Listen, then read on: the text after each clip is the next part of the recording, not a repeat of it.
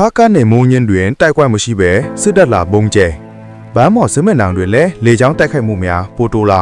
မက်လာစကူရက်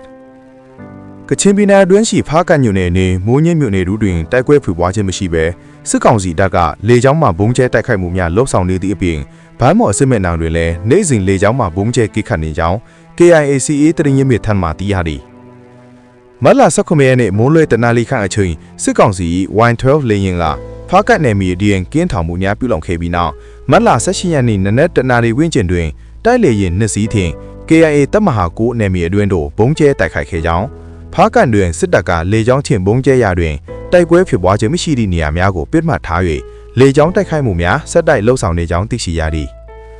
ဖားကန်မှာအချမ်းဖတ်စစ်တပ်ကတိုက်ပွဲဖြစ်ပွားတဲ့နေရာတွေမှာလည်းလေကြောင်းတိုက်ခိုက်မှုတောက်လျှောက်လုပ်နေတယ်မက်လာ18ရက်နေ့နေ့လယ်တနာရီလောက်မှာလည်း Y12 ဘုံကျဲလေယာဉ်နဲ့ပြန်ပြီးတော့ကင်းထောက်သွားတယ်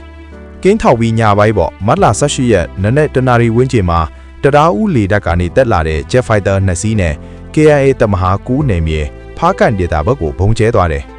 ဟု KIACA တရင်ရမြစ်ကရန်ကုန်ခေတ်တဲ့တရင်ဌာနသူပြောကြသည်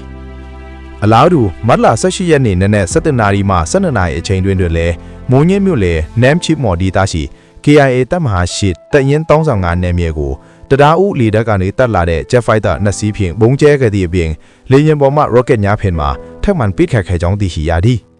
ထို့ပြင်တနစ်ကျော်များမြင့်နေပြီဖြစ်သောဗန်းပေါ်မြို့တိုက်ပွဲစစ်မျက်နှာကိုလည်းမြစ်အီးနားလေတပ်တရားဦးလေတပ်မကွေးလေတပ်တို့မှနိုင်စဉ်ဘုံကျဲတိုက်ခိုက်နေရရှိကြောင်း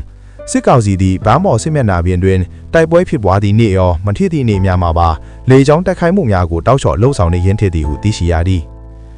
မက်လာ18ရက်နေ့နနက်ပိုင်းမှာစစ်တူနာရီနဲ့12နာရီကြားမှာလဲ KNA တပ်မဟာ8ရင်း35ဒေသမိုးညင်းမြို့နယ်နမ်ချီမော်ဒေသကိုလည်းတရားဦးလေတပ်ကနေတက်လာတဲ့ Jet Fighter 2စီးနဲ့ဘုံကျဲသွားတယ်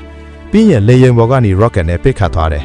ပြီးရင်ဗန်းပေါ်စစ်မျက်နှာကိုလည်းအကြမ်းဖက်စစ်တပ်ကနေတိုင်းပေါ့တိုက်ပွဲထစ်တဲ့နေ့ရောမထစ်တဲ့နေ့ရောနေတိုင်းဘုံကျဲပစ်ခတ်တိုက်တာရှိတယ်ဗန်းပေါ်စစ်မျက်နှာကိုတော့မြစ်ကြီးနားတရားဦးမကွေးလေတပ်ဘက်တွေကနေတက်လာတဲ့လေယာဉ်တွေနဲ့လေကြောင်းတိုက်ခိုက်မှုတောက်ချလုံနေတာတွေရှိတယ်ဟု KNACA တရင်ရမြစ်ကပြောဆိုသည် KNACA တရင်ရမြစ်၏အဆိုအရစစ်ကောင်စီကကချင်ပြည်နယ်အတွင်းလေကြောင်းအားကိုဖွင့်တာတုံ့ပြန်နေပြီးဖီဒူလူထုနဲ့ KIA နယ်မြေတွေကိုပြစ်မှတ်ထားတိုက်ခိုက်နေခြင်းဖြစ်သည်ဟုသိရှိရသည်ထပ်ဖုံစစ်တပ်၏လေကြောင်းတိုက်ခိုက်မှုကြောင့်မီးလောင်ကျွမ်းနေသောဖီဒူလူထု၏နေအိမ်တချို့ပုံအဟောင်းကိုအသုံးပြုထားပါသည်